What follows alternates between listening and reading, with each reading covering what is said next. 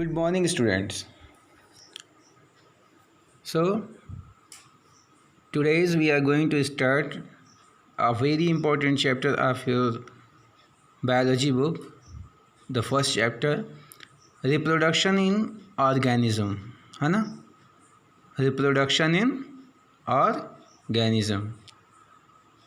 In this chapter, we will study about how the organism reproduce, है ना? Already these things you have studied in class 10 also, but again we have to study in this class 12, है ना? The topic which is given here, asexual reproduction and sexual reproduction, है ना? So first we will start asexual reproduction. Before going to this topic, we should have to be idea about, इसके बारे में हमें जाने से पहले हमें क्या जानना होगा कि लाइफ स्पैन क्या होता है। लाइफ स्पैन क्या होता है? देखिए, कोई भी ऑर्गेनिज्म जब जन्म लेता है, यानी कि any living organism when take birth and till death, यानी कि मरने तक, मृत्यु तक, यानी जन्म से लेकर के मृत्यु तक का जो समय है, टाइम पीरियड है ना, वही तो लाइफ स्पैन होगा किसी भी ऑर्गेनिज्म का। तो वो उसका लिविंग ऑर्गेनिज्म का लाइफ स्पैन होगा। Different type of organisms have different life span, है ना। बहुत सारे ऑर्गेनिज्म हैं, है ना। जैसे उनकी हम लाइफ स्पैन को अगर एग्जामिन करें तो कुछ बहुत ही शॉर्ट टर्म होते हैं, जैसे कुछ दिन के लिए होते हैं। कुछ होते हैं बहुत लंबे समय के लिए होते हैं, जैसे फ्यू थाउजेंड्स ईयर्स, है ना, फ्यू हंड्रेड ईयर्स, है ना, लाइक दिस, है ना। अब जो लिविंग ऑर्गेनिजम्स हैं, है ना, ये इससे रिलेट नहीं करता है कि अगर वो साइज़ में बड़ा है तो ज़्यादा दिन तक ज़िंदा रहेगा, या साइज़ में छोटा है तो कम दिन तक ज़िंदा रहेगा। ऐसा कोई कैलकुलेशन नहीं है किसी के लाइफ स्पैन का, है ना। It is depending on organism to organism, है ना। उनके बॉडी साइज से, उनके रहन सहन से उसका कोई इफ़ेक्ट नहीं पड़ता है, ठीक है ना। इसको देखते हुए we are going to see some organism here having, है ना। जैसे एलिफेंट का दिया हुआ है, रोज़ है, रोज़ प्लांट, डॉग, है ना, बटरफ्लाई, है ना, क्रो। ये कुछ लिविंग ऑर्गेनिजम्स यहाँ पे हैं जिनका कि लाइफ स्पैन आप देख रहे हैं, ठीक है ना। अब हम आते हैं अपने टॉपिक पर, जो कि रिप्रोडक्शन है ना। Reproduction is defined as a biological process in which an organism gives rise to birth their young one। मतलब अपने ही जैसे यंग वंस को वो बर्थ देते हैं, है ना। तो वो क्या हो गया फिनोमेना? रिप्रोडक्शन, है ना। अब वो ओवीपेरस है कि विविपेरस है, it is depending on body to body, यानी कि ऑर्गेनिज्म टू ऑर्गेनिज्म। कुछ ऑर्गेनिजम्स बाइसेक्सुअल होंगे, यानी कि सेक्सुअल रिप्रोडक्शन होगा। कुछ ऑर्गेनिजम्स होंगे वो असेक्सुअल रिप्रोडक्शन करते हैं, यानी कि सिंगल पेरेंट बॉडी से ही उनके आगे की प्रोजेनी, उनके आगे के जो संतानें हैं वो आती हैं। तो first of all we will go for the asexual reproduction. In this method the single parent body, single individual body is capable for the reproduction, है ना, to new progeny, नए पीढ़ी को, नए ऑफस्प्रिंग को जन्म देने के लिए एक सिंगल बॉडी ही होती है। जैसे आप देख रहे हैं यहाँ पे एग्जांपल में, आप देख रहे हैं डायग्राम में कि सेल डिवीज़न कैसे यूनिसेलुलर ऑर्गेनिज्म में होता है। जैसे कि बडिंग हो गया ईस्ट में, है ना, या अमीबा का बाइनरी फिजन का आपको दिखाई दे रहा है यहाँ पे, है ना। तो होता क्या है, ईस्ट में जो बर्डिंग होता है वो उस केस में क्या होता है कि ईस्ट में एक बर्ड एराइज होती है, वो बर्ड डेवलप होती है, जब मैच्योर हो जाती है तो वो पेरेंट सेल से डिटैच हो जाती है और एक नया ईस्ट बन जाता है। तो यहाँ पे एक ही बर्ड नहीं, कई सारी बर्ड्स निकलती हैं ईस्ट में, है ना। ये चीज़ आप देखते हैं सेल डिवीज़न यूनिसेलुलर ऑर्गेनिज्म में कैसे होता है। अब अमीबा के केस में क्या होता है कि जो अमीबा का पेरेंट बॉडी है ना, वो क्या होता है, उसके अंदर सबसे पहले क्या होता है कि न्यूक्लियस का डिवीज़न होता है। आप देखते जा रहे हैं स्टेप बाय स्टेप जो आपका डायग्राम दिखाई दे रहा है।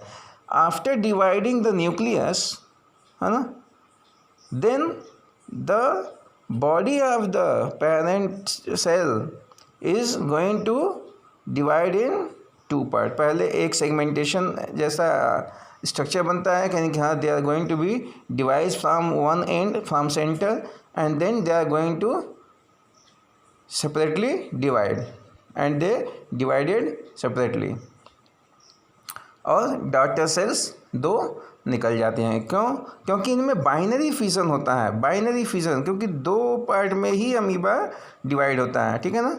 ऐसे बहुत सारे केसेस हैं जैसे कि मल्टीपल फिजन भी होता है, जैसे आपका प्लाज्मोडियम में होता है जो कि एक प्रोटोजोन है ना, प्लाज्मोडियम आप जानते हैं। एसेक्सुअल में प्रोटिस्टा मोनेरांस के जो ऑर्गेनिजम्स हैं यानी कि बैक्टीरिया वगैरह, ये सब क्या होते हैं, और सेक्सुअल रिप्रोडक्शन ही इनमें होता है। इसके बाद आप देख रहे हैं क्लैमाइडोमोनास, है ना, उसमें भी असेक्सुअल रिप्रोडक्शन। बर्डिंग का केसेस जो है आपका पेनिसिलिन में भी होता है ना, पेनिसिलिन में पेनिसिलियम जिसमें कि कोनिडिया फॉर्मेशन होता है। क्लैमाइडोमोनास में जू स्पोर बनते हैं और वो एक एक नए नए क्लैमाइडोमोनास को जन्म देते हैं। हाइड्रा में भी बर्डिंग होती है, आप जानते हैं, वो बॉडी जस्ट बर्डिंग जब मैच्योर हो जाती है बर्ड्स तो वो डिटैच हो जाती है और एक नया हाइड्रा बन जाता है, ठीक है ना। गेम्यूल्स का फॉर्मेशन होता है स्पॉन्ज के केसेस में, है ना, और वो गेम्यूल्स हर एक जो है उसमें क्या होता है कि स्पॉन्ज का फॉर्मेशन करते हैं, ये गेम्यूल्स होते हैं, ठीक है ना। अब देखिए ये तो आपका जो है प्लांट एनिमल के केसेस में आप देखा आपने सिंगल सेलुलर ऑर्गेनिज्म, है ना, के केसेस में आपने देखा कि कैसे वो बाइनरी फिजन से या कुछ स्पेशल जो ऑर्गेनिजम्स हैं जो बर्ड्स के द्वारा, जू स्पोर्स के द्वारा, गेम्यूल्स के द्वारा सिंगल और मल्टी सेलुलर ऑर्गेनिजम्स के बारे में आपने देखा इसमें। अब देखते हैं आप प्लांट्स के बारे में, है ना, प्लांट्स में कैसे होता है असेक्सुअल रिप्रोडक्शन।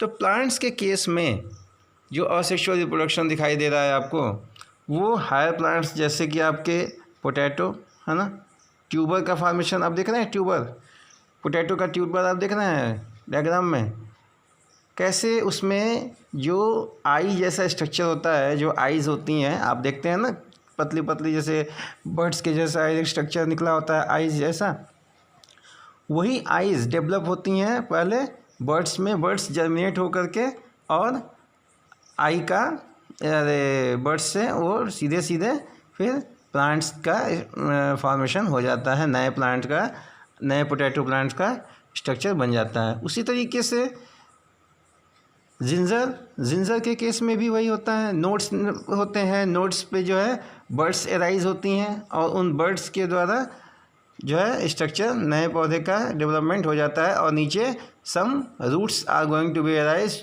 कुछ रूट्स निकल जाती हैं जो एडवेंटिशियस रूट्स कहलाती हैं, एडवेंटिशियस रूट्स कहलाती हैं, ठीक है ना। इसके बाद आप देख रहे हैं कि बल्ब्स में भी यानी कि ऑनियन में भी वही होता है कि बल्ब जैसा स्ट्रक्चर बनता है, उससे वो नया प्लांट एराइज होता है। ब्रायोफिलम के केस में भी यही चीज़ होती है। ब्रायोफिलम के केस में लीफ से डेवलपमेंट होता है ना, नए पौधे का विकास लीफ से होता है। कैसे होता है? ब्रायोफिलम के साइड में हर एक पॉइंट पे एक छोटा छोटा पौधा जन्म लेता है, बर्ड्स के रूप में पहले निकलता है, फिर वो धीरे धीरे डेवलप होता है प्लांट्स में छोटे छोटे, और जब वो मैच्योर हो जाता है तो उस लीफ से, बड़ी सी जो लीफ है ब्रायोफिलम की, उससे वो ऑटोमेटिकली डिटैच हो जाता है और नीचे ज़मीन में लग जाता है और धीरे धीरे वहाँ से वो नया पौधा डेवलप कर जाता है। ये ब्रायोफिलम में होता है, ठीक है। ये सब के सब क्या है, वेजिटेटिव रिप्रोडक्शन, वेजिटेटिव प्रोपगेशन जिसको बोलते हैं, है ना। एंजियोस्पर्म्स के आपको ये सब एंजियोस्पर्म दिखाई दे रहे हैं, है ना। ऑफसेट होता है वाटर हाइसिंथ में, है ना। वाटर हाइसिंथ में ऑफसेट बनता है और वहाँ से फिर नए पौधे धीरे धीरे विकसित हो जाते हैं वाटर हाइसिंथ के, ठीक है ना। तो ये स्ट्रक्चर आपने जो देखा वो कहाँ देखा, वेजिटेटिव प्रोपोग्यूल्स के द्वारा असेक्सुअल रिप्रोडक्शन जो आपको यहाँ पे दिखाई दे रहा है, ठीक है।